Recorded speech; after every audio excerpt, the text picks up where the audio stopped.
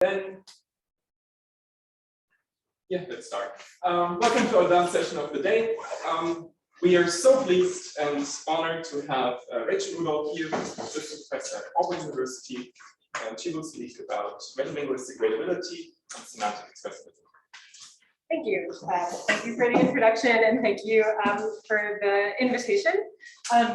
I guess in a way, since I don't have to display anything, it's helpful that I can have the coronavirus questions and answers here so that for posterity, people will understand why I'm wearing a mask. I taught for a while through a mask, so hopefully I can project well enough here, but if anyone's having trouble understanding me, just let me know. So I'm going to be talking today about metalinguistic gradability and semantic expressivism. And as you can see here, this is joint work with Art Pisaric, who is also in the audience. So I'm really glad that he was able to join me here for this conference, and so we can discuss our work with all of you.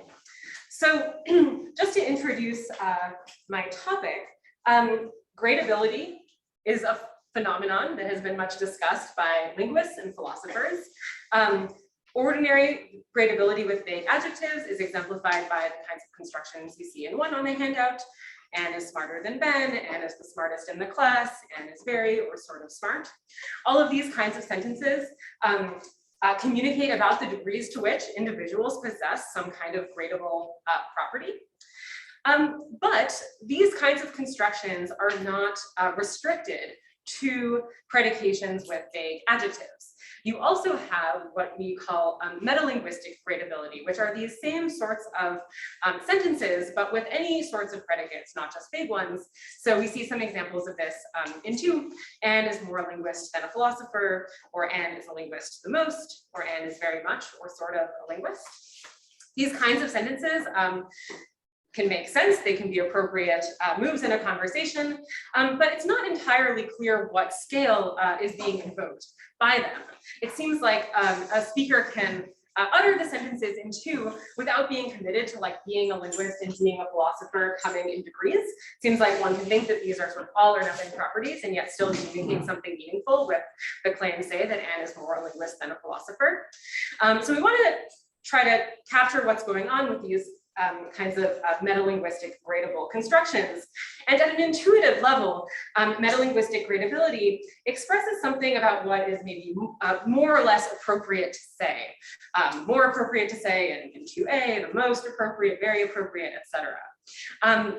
So we're going to offer an account that can make good on that intuition, but that we think does better than some alternative approaches that have been proposed. So just as a note, meta-gradability can involve vague predicates. It can involve others too, but it can still involve vague predicates. But in those cases, still the meaning is distinguishable from an ordinary gradable construction. So for instance, we can see in 3, Al is more wise than clever. Wise and clever are vague adjectives, but still 3 is sort of appropriately paraphrased as something like, it's more appropriate to call Al wise than clever, or she's more aptly categorized as wise than clever, or something like that. So even though these are vague adjectives, nonetheless, we can get a metalinguistic comparative employing that. Okay, so Ark and I have some earlier work in a solved proceedings paper where we looked specifically just at metalinguistic comparatives, which are sentences like 2A and 3. We argued that the best analysis of these takes them to express, though not assert, the speaker's higher commitment to one linguistic interpretation over another. So in this talk, the paper that this talk is sort of geared towards, we want to expand on that earlier analysis in a few ways. I will also review a lot of what we say there, so you definitely don't have to already be familiar with any of that. So one important way in which we are building on what we did before is that we want to expand out from just looking at comparative constructions to other kinds of gradable constructions. And this involves a bit of a kind of reframing or reorientation from the common way of thinking about these things in the linguistics literature in particular, where taxonomies of gradable constructions are often like, there are comparatives and superlatives and degree modifiers, and then there's this exotic type of comparative, the metalinguistic comparative. without acknowledging that there are actually metalinguistic versions of all those other things too. So we think that metalinguistic comparatives are just one example of metagradability along an entire sort of parallel track of these constructions. And on the view that, that we propose, they all serve in various different ways to express features of speakers' relative commitments to different linguistic interpretations. And we'll also situate this analysis within a general framework, which we call Semantic Expressivism, a framework that allows us to model communication about linguistic commitments in addition to, more mundane factual commitments. So that's the kind of expressivist piece appropriate for the theme of this conference. Okay, so I'll start in section 2 by reviewing some data related to metalinguistic gradability, just to sort of get the phenomenon on the table. So in this talk, I'm going to talk about 4 main types of metalinguistic gradable constructions. The first is metalinguistic comparatives, like Anne is more a linguist than a philosopher. These, again, have been the most widely discussed in this field. We'll also talk about what we'll call metalinguistic equitives, like Anne is as much a linguist as a philosopher. Superlatives, like Anne is a linguist the most. And if you think that's a slightly awkward sentence, we'll also talk about some other ways of expressing metalinguistic superlative meanings later on. And finally, modifications, like Anne is very much a linguist, sort of a linguist, or mostly a linguist. Okay. So next, we review some sort of syntactic and morphosyntactic markers of metalinguistic gradability. We're not going to predict all of these in our theory, but they're kind of to convince you that metalinguistic gradability is a thing that's distinct from ordinary gradability. So first of all, and this first thing our account will capture on some level, compared to the ordinary versions of these constructions with vague adjectives, metagradable constructions are very flexible in the syntactic categories that they can involve. So you have a few examples of this in 5 and 6. So you're going to have, NP comparisons, a chimp is more ape than monkey, prepositional phrase comparisons in D, the dog is more on your head than in your lap. Indeed, you can even have 2 constituents of different syntactic types, like in 6, George is more afraid of spiders than in love with them.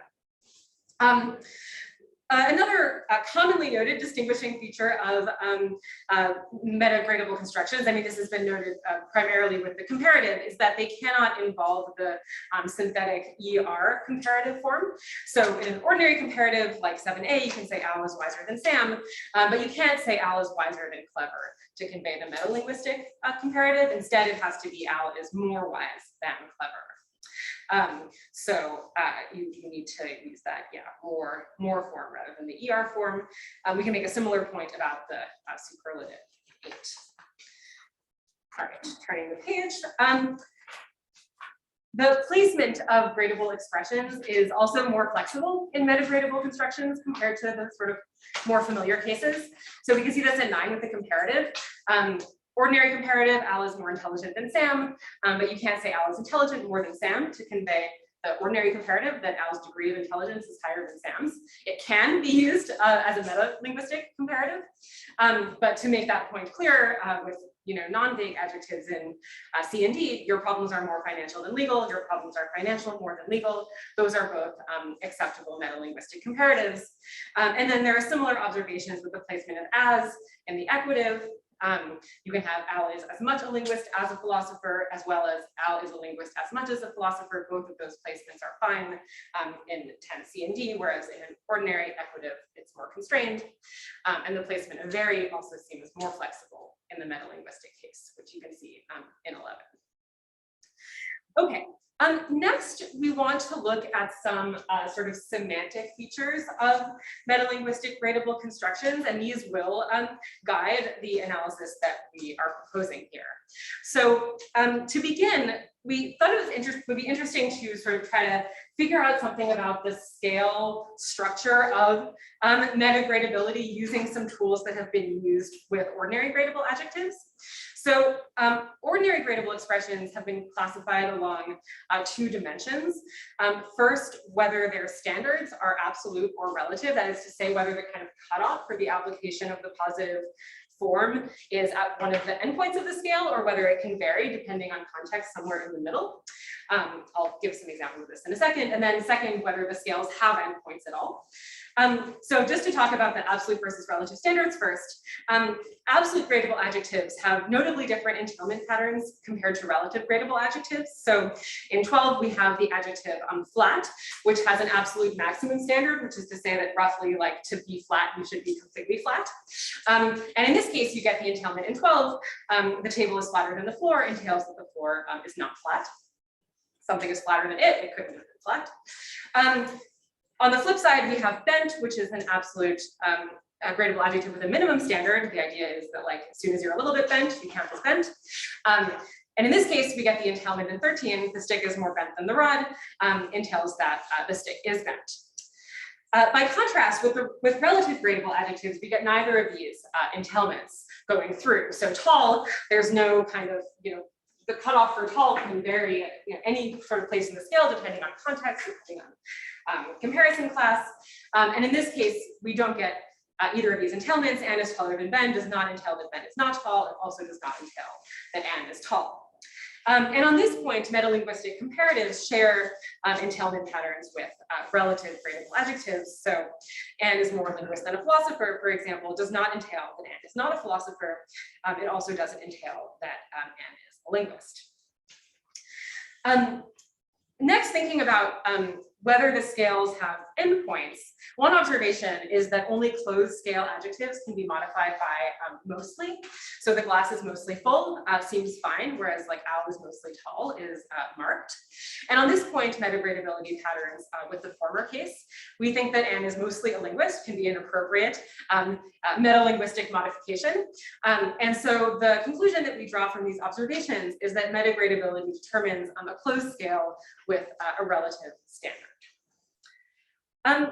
Next, we can look a little bit more at the semantic features of metagradability by looking at some entailment patterns in more detail. And this leads to a somewhat interesting puzzle.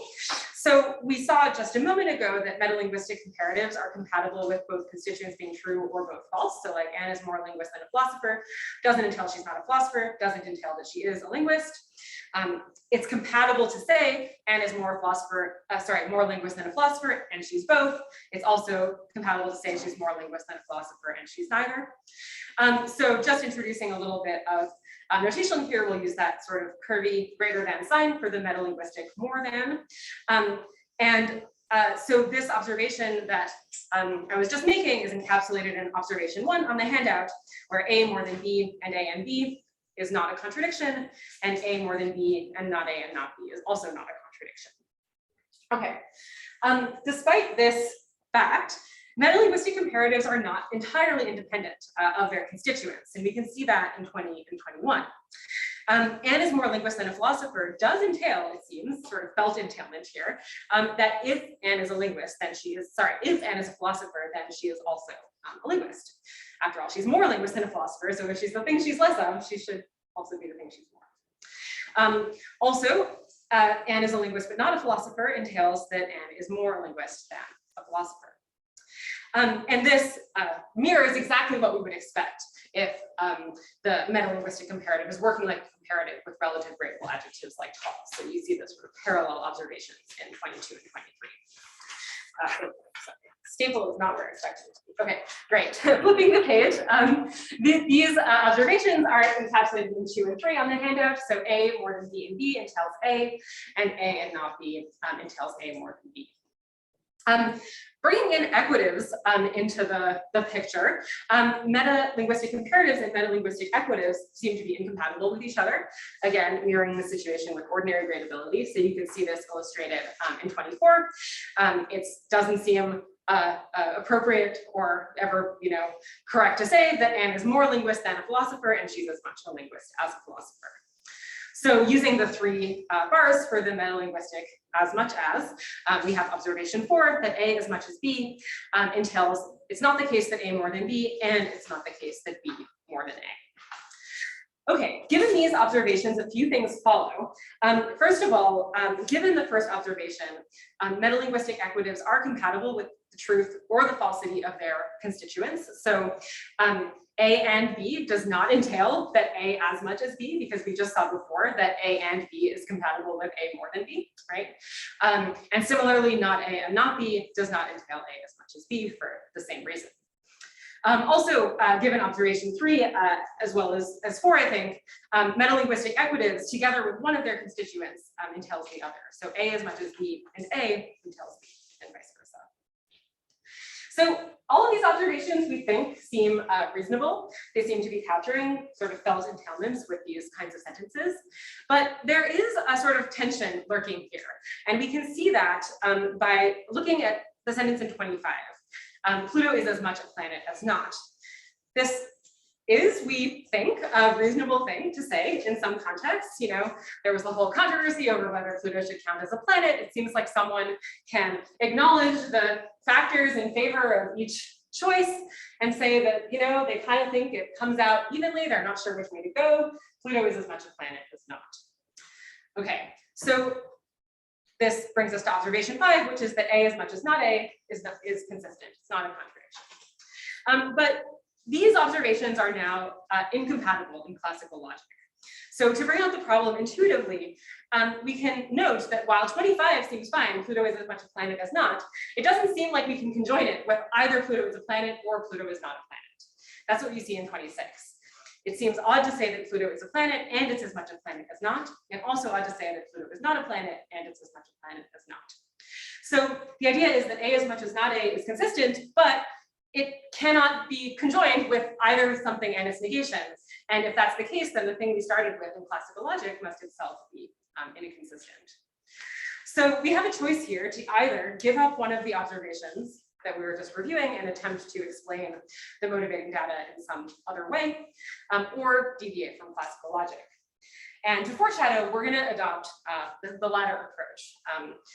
Later in the talk, we're going to adopt a notion of consequence that's non-classical, akin to what's been called informational consequence in the literature on epistemic modals. Okay, so so moving on to section 3, we want to look now at how to think about the communicative import of metagradable constructions. What do speakers communicate in conversation when they assert these sorts of things?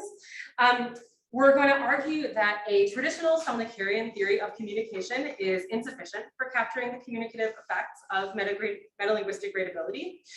We'll also argue that a neo-Stalnakian theory that Ark and I, together with another co-author, Ethan Jerzak, developed in a 2020 paper is also insufficient for metalinguistic gradability, but it's kind of on the right track. And so what we're going to do here is provide a revision to that earlier approach of ours at Ethan. Okay, so starting back with Stalnaker, we have a kind of traditional, fairly common idea that we think of the common ground as, we think of a conversation as having a common ground, which is the set of propositions that the speakers mutually accept, at least for the purposes of the conversation.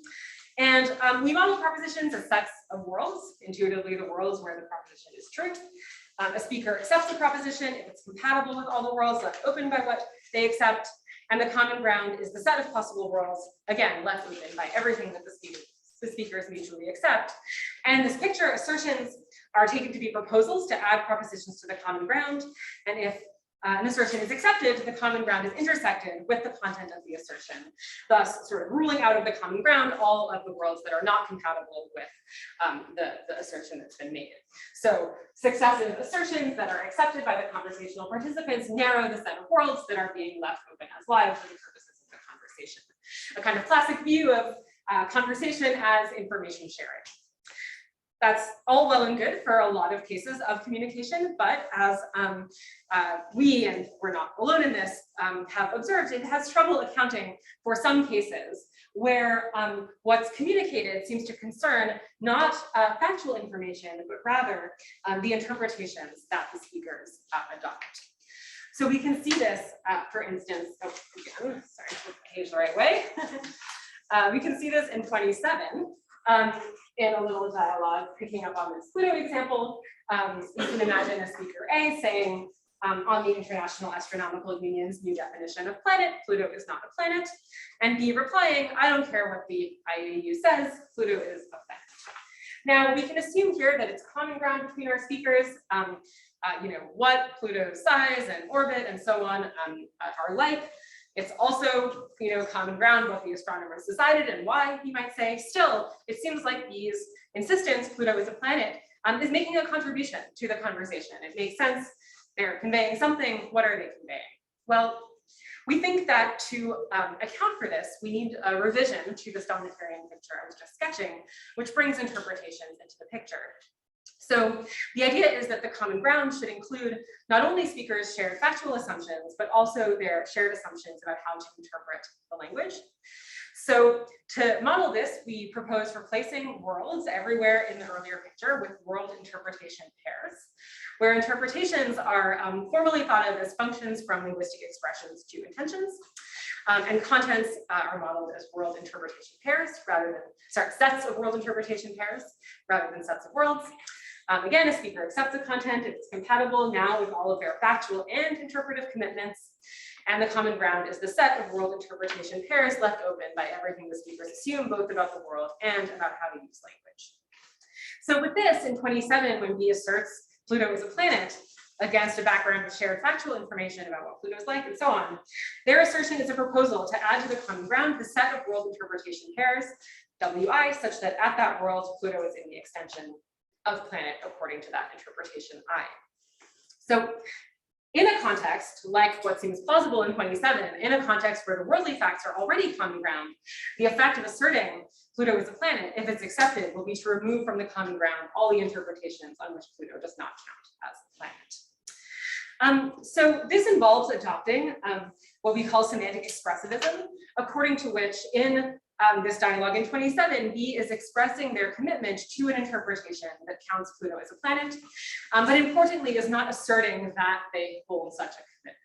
So we can kind of draw an analogy with ordinary assertion expressing belief, right? It's common to say that, an assertion that it's raining expresses the speaker's belief that it's raining. It's not, however, equivalent to the statement, I believe that it's raining. What 28A expresses, 28B asserts.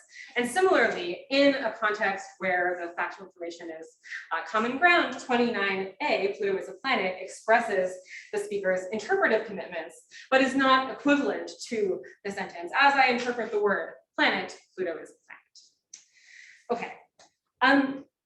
We think that this accounts for many instances of communication about linguistic commitments, like in the dialogue in 27, but it is not yet sufficient for metagradable assertions, like for instance, the metalinguistic comparative in 30.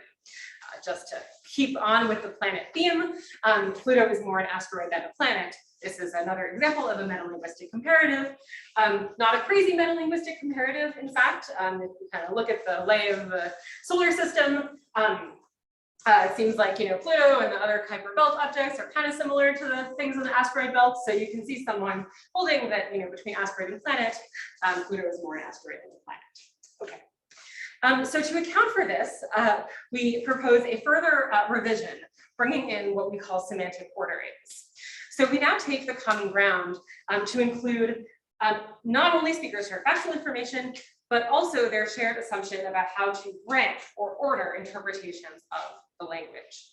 And correspondingly, speakers' mental states should be characterized not only by which interpretations they leave open, but by their relative commitments to different interpretive choices. So the idea here is that speakers don't just adopt certain interpretations and reject others. They can have more fine-grained attitudes. They can be more or less inclined to adopt certain interpretations over others, even among ones, say, that they don't ultimately accept. So there's a comparison here between belief and credence, right? A speaker's doxastic mental state is not fully represented just by what worlds they leave open and which ones they close off. Speakers can also have varying credences in different possibilities. Things are more likely than others, even among things that they fail to believe. So similarly, in the realm of linguistic commitments, we propose. So we revised the previous semantic expressivist picture by replacing interpretations with semantic orderings, or sometimes we'll just say orderings. For now, we can think of these as rankings of interpretations allowing for tags. So we're going to represent the common ground as well as the contents of assertions as sets of world ordering pairs. And then with 30, Pluto is more an asteroid than a planet.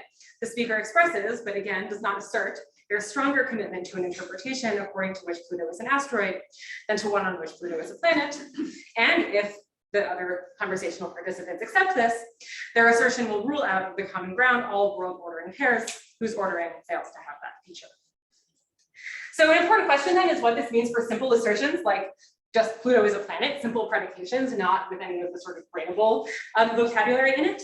But it turns out we can sort of recover the basic idea of what we wanted to say under the first revision, just with interpretations, because we can sort of recover world interpretation pairs from world ordering pairs by pairing the world with the top ranked interpretations on that order. Let's see if I can get this right now. Here we go. Okay, page 5 now. So we're going to define this more fully in the next section, or we'll define the double brackets more fully in the next section.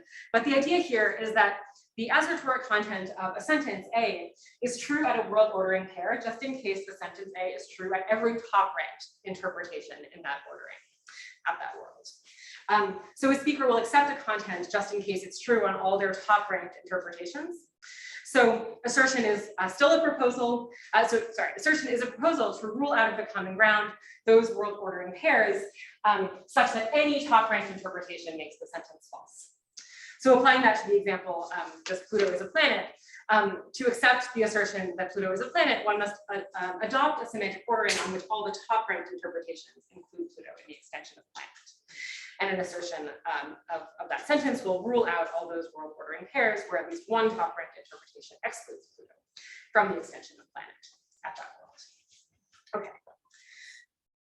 So moving on to section 4, we'll look at the semantics of metagradable constructions. So we begin with the sort of most prominent case of metalinguistic comparatives, and then, time permitting, I'll say some things about some of the other constructions. So to deal with comparatives, so first of all, we have very simple language, predicates, names, ordinary connectives, which I won't say anything about, and then the metalinguistic comparative, greater than. So, A more than B, A greater than B, symbolizes it's more the case that A than that B. We acknowledge that a lot of the, real world metalinguistic comparatives we've mentioned are not of that form. It's more like A is more F than G, right? A is more linguist than philosopher, Pluto is more an asteroid than a planet, but we can capture that with the simple, mechanism noted here. So there's no loss in generality in just taking the metalinguistic comparative as a sentential operator. So that's what we go with sort of for simplicity and because we don't do syntax. Okay. So W is a set of worlds and D is a domain of objects. And with this, we can define an interpretation as a function where each name is mapped to an element of the domain, and each n-place predicate is mapped to a set of n-place tuples. And to get back to the semantic ordering, a semantic ordering is a total pre-order on interpretations with a maximal element. Here's where, so all this means is that the ordering looks something like this.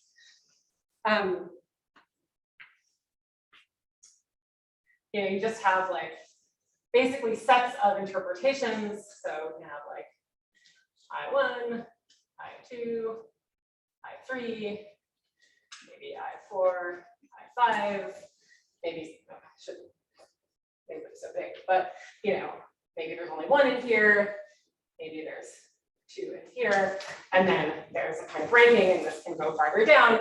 And so the idea is just that you have a ranking of interpretations where each of the interpretations at a given level is ranked equally to all the others at that level. So that's the picture, taking the semantic ordering to be a total pre-order. We consider in the longer version of this what happens if we drop the assumption that every interpretation is comparable to every other interpretation, dropping that assumption of the order being total. And if you're interested in that, I will direct you to Mark, who can tell you all about how things go if we drop this assumption. It gets a bit more complicated, but we think it's still workable. Okay, so with this in hand, truth on the semantics is evaluated relative to a world, W, an interpretation, I, and a semantic ordering. In the atomic case, we basically just check that the thing that the interpretation maps the individual to is in the extension of the thing that the interpretation maps the predicate to.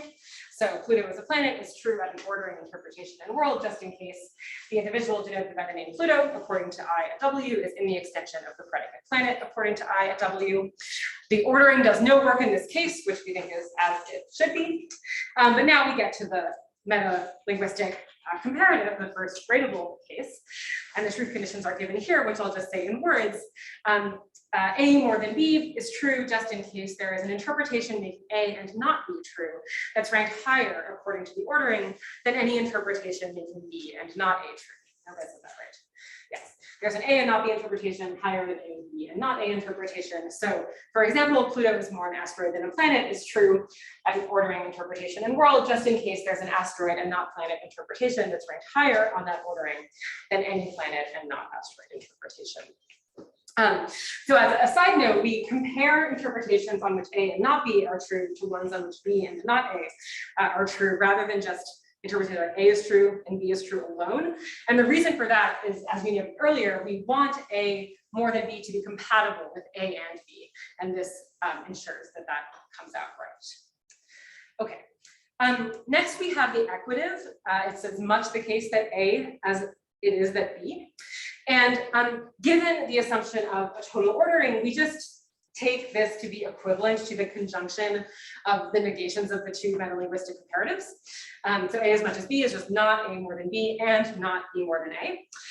And so the truth conditions come out as follows: A as much as B, just in case for every A and not B interpretation, there is a B and not A interpretation that's ranked at least as high, and vice versa. So most of the time this is going to happen because the topmost A and not B interpretation is ranked equally high to the topmost B and not A interpretation. Okay. So before moving on to some other metagradable constructions, we want to pause and think about how consequence works on this picture. So we think that this picture makes sort of two different notions of consequence, somewhat natural. The first is ordinary classical consequence, truth preservation at an index. So, some sentences A1 through AN entail B, just in case every world interpretation ordering triple that makes A1 through AN true also makes B true. This classical notion of consequence will vindicate most of the observations that we went over earlier in section 2, which I've sort of repeated in as official statements of entailment or non-entailment just below. However, it does not vindicate the third observation, which we had earlier. That is to say, on the classical notion of consequence, A and not B does not entail A more than B. And in a way, it's not surprising that one of these has to go because, as we noted earlier, they are jointly not classically compatible. So the question then is what to make of the sort of felt entailment that corresponded with observation 3, which is repeated here in 32. And as a linguist but not a philosopher, seems to imply that Anne is more a linguist than a philosopher. So what to do with this? Well, our diagnosis is that although A and not B does not classically entail A more than B, a notion of acceptance will capture this, this felt implication, which is that one cannot accept A and not B without also accepting A more than B. And so we propose a second notion of consequence, consequence as acceptance preservation, which is given just next on the handout, where a set of sentences A1 through AN, sort of acceptance entails, if you will, B, just in case if all of the sentences are accepted by an ordering and world, then B must also be accepted by that ordering in that world. Okay, so to recall from earlier, we said that an agent accepts a sentence A just in case for any pair, W and ordering, left open by their mental state, that sentence is true on any of the top ranked orderings. Any of the top ranked interpretations in that ordering. And so we can now see why the inference in 32 is valid according to this notion of consequence as acceptance preservation. So to see this, we can suppose that a speaker accepts A and not B. that means that any semantic ordering on any semantic ordering they leave open, all of the top ranked interpretations make A true and B false, which is to say that all the top ranked interpretations make A and not B true. And so every B and not A interpretation must be ranked below all of those, right? We just said all the top ones are A and not B interpretations. So that just entails that the speaker must also accept A more than B, because the true conditions of that were just that there is an A and not B interpretation that's higher than any B and not A interpretation. Consequence as acceptance preservation also allows us to diffuse the tension that we noted earlier between the next sentences. So, Pluto is as much a planet as not is fine, and yet it seems like it cannot be conjoined with either Pluto is a planet or Pluto is not a planet. And this is also explained when we appeal to acceptance preservation. On the one hand, a speaker can accept A as much as not A. They accept it if all the semantic orderings they leave open contain both some A interpretations at the top and some not A interpretations at the top. But they cannot simultaneously accept A as much as not A and accept A. The reason is that if they accept A, then all of the top ranked interpretations have to be A interpretations, but then the top ones can't be a mix. So all of the classical entailments and non-entailments are still entailments on the acceptance preservation notion, but in addition, we get the one that was missing. So consequence as acceptance preservation, we think, does the best job of capturing intuitive natural language inferences involving metagradable constructions, at least the comparatives and the equatives that we've been talking about here. And of course, it's able to do this because acceptance preservation is not classical. In particular, it invalidates proof by cases. Okay, in the few minutes that remain, I'll say a bit about some extensions to other metagradable constructions in section 5. I won't go through all of this, but if you have thoughts about some of the ones that I leave out, that would be great to talk about in the Q&A. But I'll just gesture at some of the ways in which we think that this basic semantic and pragmatic picture can be extended to some other sentence forms. So we'll start with a kind of modified metalinguistic comparative involving much more. This is going to call for some tools that will also be useful for some other things after. So you can say not only Pluto is more of a planet than, Jupiter is more of a planet than Pluto. You can also say Jupiter is much more a planet than Pluto. Whereas, maybe it wouldn't be as appropriate to say Pluto is much more a planet than Mars. So this modified metalinguistic comparative seems like it should, be in some way stronger than the ordinary metalinguistic comparative. So in order to capture what's going on in these much more comparatives in 35 and 36, we need to enrich our picture a little bit by adding a notion of distance to our semantic orderings. So basically, when we have a semantic ordering that looks something like this, a distance function D is going to be a mapping from each interpretation to a set of interpretations that are intuitively thought of as those that are like reasonably close to the starting interpretation. So for instance, if we start with, I1 here, D of I1 could be like something like this. All of those interpretations would be counted as kind of reasonably close to I1. Starting from, say, I4, maybe we get something like this, although we're only including ones that are below. So that could be, say, D of I4. So there are a bunch of formal constraints on the distance function, which I won't talk through, but essentially just ensure that it works in this way, and it won't involve some gaps or go above the ordering that we start to go above, the interpretation that we started from, and that the interpretation that we start from is going to be included as reasonably close to itself. And so on. Okay, so with that introduced, we can add to our language a sort of double greater than symbol for much more than. And the truth conditions of it are as follows. This is at the top of the second column on page 7. A is much more than B is true just in case there's an A and not B interpretation that's ranked much higher than any B and not A interpretation, where what that means is that it is not in the, I skipped a little bit here, so hopefully we can talk about it a bit more after. But basically, it's sort of outside of the sort of distance function that's been defined. So we kind of can with this distance function, define things that are not only above or below, but much above and much below. And so that's what we make use of with the much more than comparative. Okay, this is also useful for very much, like Pluto is very much a planet. Maybe that seems false. Jupiter is very much a planet. Maybe seems true or appropriate.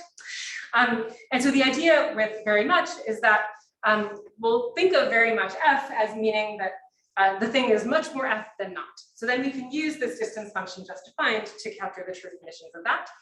So applying the semantics that we just gave for much more than, and including some constraints on the distance function, we get the result that very A, or very much A, is true just in case every reasonably close interpretation is an A interpretation. So not only is A true at the starting interpretation, but even if you go anywhere in the threshold, it would continue to be true.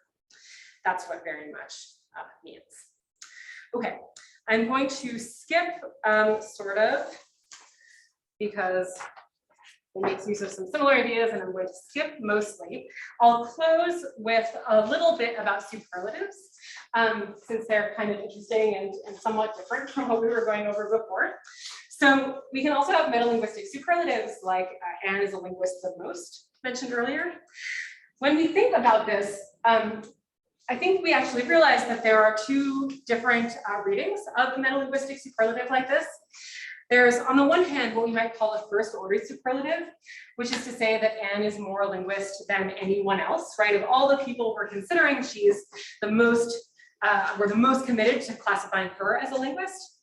That can be captured with the sort of symbolization of the first order superlative just below, where we have quantification over individuals. For all individuals where it's possible for them, for like Anne to be a linguist and them not to be a linguist, then Anne is more a linguist than them, working it in with that, that particular sentence. Then there's also, it seems, another reading, which we think we could naturally call the second order superlative, which is basically that Anne is more a linguist than anything else. That is, among all the other sort of properties you might be thinking about her having, being a philosopher, being a psychologist, and so on, she's a linguist the most among those. So this will involve quantification over predicates rather than individuals, properties rather than individuals, something along the lines of what we have next. Now, I mentioned at the start that you might think that a sentence like Anne is a linguist the most is a little bit odd. There is another somewhat maybe more indirect way to express superlative meanings in the metalinguistic sphere using conditionals, and these we think are maybe a bit more natural than the ones with most, somewhat interestingly. So this is given, for instance, in 45, if anything is a planet, Jupiter is. Seems like this can convey that sort of Jupiter is among the most planet-like things, or something like that. This is similar to an observation made by Stefan Hinderwimmer about ordinary vague adjectives, like if anyone is smart and is. Not exactly his example, but it's similar. And we think that something like his approach to sentences like 46 can be used for a metalinguistic conditional superlative as well. So roughly, his approach to 46 is that at all of the epistemically accessible worlds where the threshold for smart is set as high as possible without ruling out everyone is smart and is smart. So we kind of make it as hard as possible to count as smart. If she's still smart, then she has to be among the smartest. Similarly, for 45, the metalinguistic case, we propose something along the lines of, at all epistemically accessible world interpretation ordering triples, where the ordering assigns a threshold to the interpretation that's as large as it can be, while still making something a planet throughout. Jupiter is a planet. So we're kind of analogously making it as hard as possible for something to count as a planet. It has to be a planet on as many interpretations as possible. If something is still, if Jupiter is still a planet on all of those, then it's sort of among the most planet-like things. So that's the idea behind these conditional superlatives. And I'll close with some motivating data for the idea that conditionals can sort of operate on these interpretive parameters. So in 47, we have some evidence for the ability of indicative conditionals to shift interpretations. So for instance, if the International Astronomical Union decided to redefine planet, then Pluto is not a planet. If the IOU decided to keep the old definition of planet, then Pluto is a planet. It seems like a speaker could accept both of these conditionals. It seems like if that's to be the case, that planet has to be interpreted differently in the consequence of the two cases, apparently shifted by the antecedent. And similarly, indicative conditionals can also operate on the orderings, not just the interpretations. And we can see this in the final example in 48. If the IOU decided to redefine planet, then Pluto is more an asteroid than a planet. If the IOU decided to keep the old definition of planet, then Pluto is more planet than an asteroid. Again, it seems like a single speaker can accept both of these, and yet the consequence of each of these conditionals needs to be appealing to different semantic orderings.